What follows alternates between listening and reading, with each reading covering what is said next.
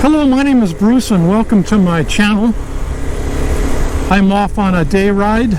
Probably not going to go more than 40 or 50 miles because it's already afternoon.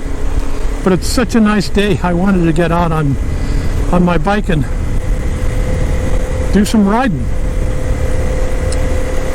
And when I got on, I noticed that there's a service light that's on.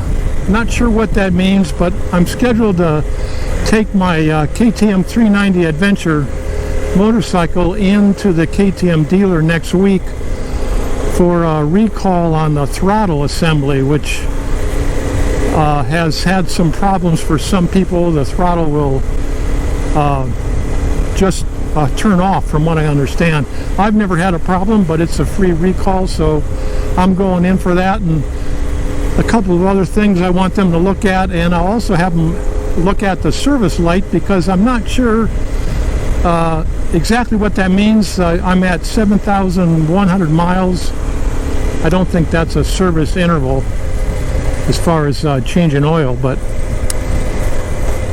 for now I'll just ignore it because I don't think it's a critical thing, just for a day ride.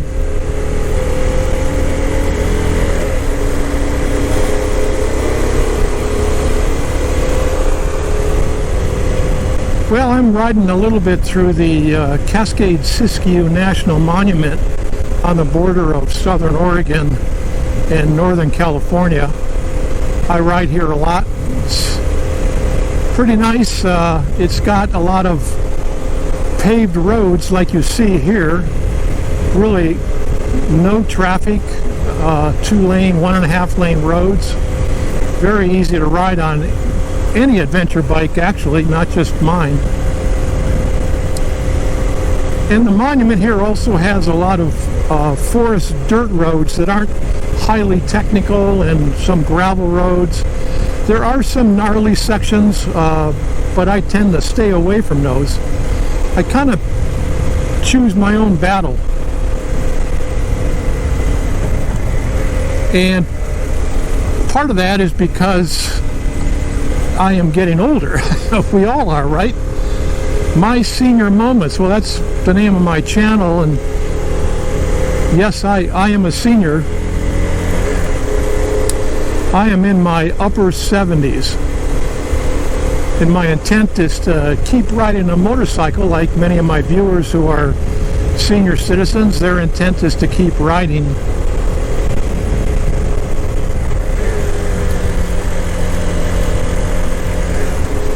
As you can probably tell, I'm not a fast rider. I don't zip along these roads, even if they're nicely paved and even if there's no traffic.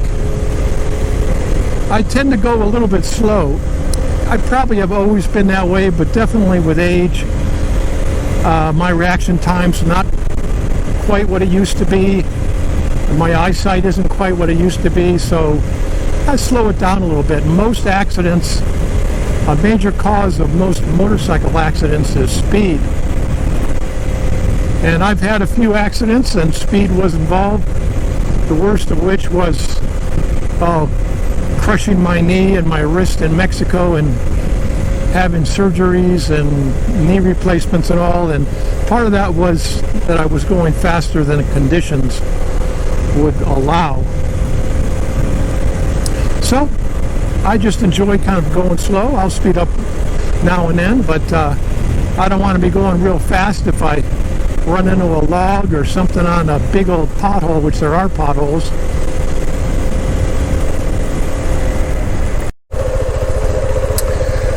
Wow, look at that. Wildflowers are in full bloom here, the summer, spring ones. A lot of white and yellow. It's beautiful.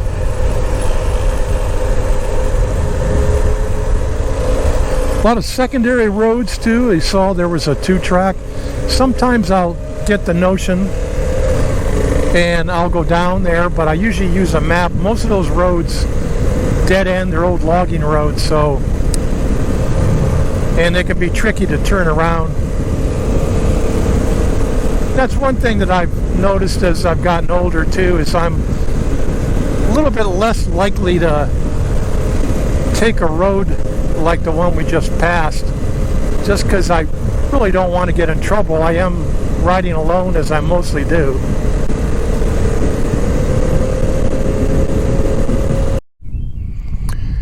Here where I'm riding in the Cascade-Siskiyou National Monument, it's a mixture of public and private land. A lot of it is land managed and owned by the U.S. Bureau of Land Management, but there's a lot of private land. So here's one here that says, "Keep out and no shooting." In reality, very few people live out here. Most of the private land is in timber resources, private timberlands.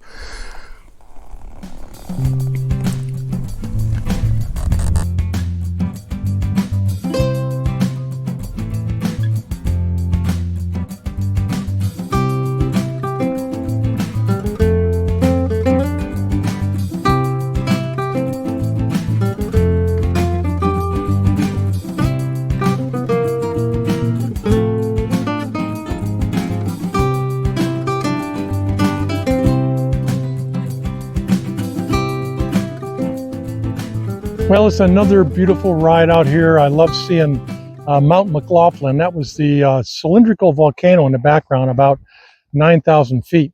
A classic landmark out here that you can see from many miles on a clear day like today. I started out with adventure motorcycle riding right around the time that COVID was happening. I went out and bought a Yamaha Tenere 700, sight unseen. Had never ridden it because they just weren't available. And I got it and kept it for a couple years, but that was a little bit too big of a horse for me to really handle. It felt a little top heavy. It was heavy overall anyhow. And it used to muscle me around, and I wanted to muscle it around, and it wanted nothing to do with that. So I decided, getting older, losing some of my strength, also my reaction time, as I mentioned, eyesight, all those things, that I still wanted to keep riding. And for me, the best thing to do was to downsize, get something a little bit easier to handle that could still do the type of riding that I want. And that's when I came up with the KTM 390 Adventure. Now this one is a 2023 model. The current model, there are actually 3 models of the 390 Adventure. When I bought it, it was just this single model here. So they've made some additions and modifications since 2023. But I like riding this bike, but at times I feel like I might be riding an old man's bike. What makes me think that? Well, first of all, it is a smaller bike than most adventure motorcycles. The adventure bikes I see out there now still are dominated by the mid-class, like the T7 was, and the big boys like the African Twin or the KTM 1290, the large BMW 1300. Those are all kind of what you think about when you think of adventure motorcycle riding. A lot of people don't think of a single cylinder such as what this one is. So is it just old men that ride this bike, or does it go across the age groups, or is it just those that are either starting out in adventure riding or those that are ending their long life of adventure riding? I'm not really sure. I guess I feel like it's the right bike for me, and I happen to be older. But it's also the right bike for somebody who's just starting out also. But it does have some flaws that you don't see in a full-grown adventure motorcycle that most of the guys in their 30s and 40s ride.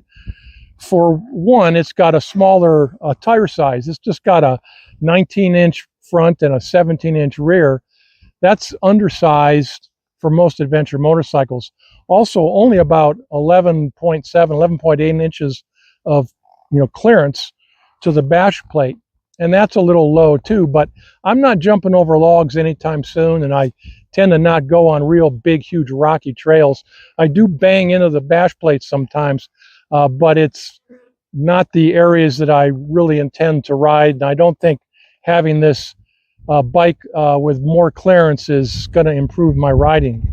What I do get with a low clearance, though, is a lower seat height. So this is about 33-inch seat height, which is great for me I have a 30-inch inseam. Even though I'm 6 foot tall, I must have short legs. And although this bike can go on the divided highway, I wouldn't ride it for long periods of time. You know, it's really not meant for that. It's meant for the road that I'm riding on right now. It does have 45 horsepower, which isn't great, but it's enough for an old guy's bike or for a beginner bike. Also, you don't need all that horsepower and all that torque if you're just learning how to ride, or if you're like me, kind of wanting to avoid getting into danger. Now, I may look at this and say, I hate to think about it as an old guy bike, but it tends to have those features that old guys like me, upper 70s, tend to want to have. At least that's what I believe from a lot of the comments that I get. Although a lot of the people my age are still riding big, huge bikes, but they're probably not taking them off the pavement maybe as much as I do. You can give that discussion in the comments. But one thing that's encouraging for me, though, about this old guy bike is that it's the primary bike ridden by Chris Birch. Yes, that Chris Birch, who takes his 390 Adventure and jumps logs and skids up mountains, and he does amazing everything that 99.9% of adventurizers cannot do, and he does it on a 390 Adventure. That is incredible as far as I'm concerned, and that gives me solace to know that I may be riding an old guy bike, but there are really good young guys also riding this bike. Well, what do you think? Leave your comments. Do you think I'm riding an old guy's bike? Or is it more of a multi-purpose bike, an entry-level bike? Or is it the new age coming of smaller size, smaller weight adventure motorcycles?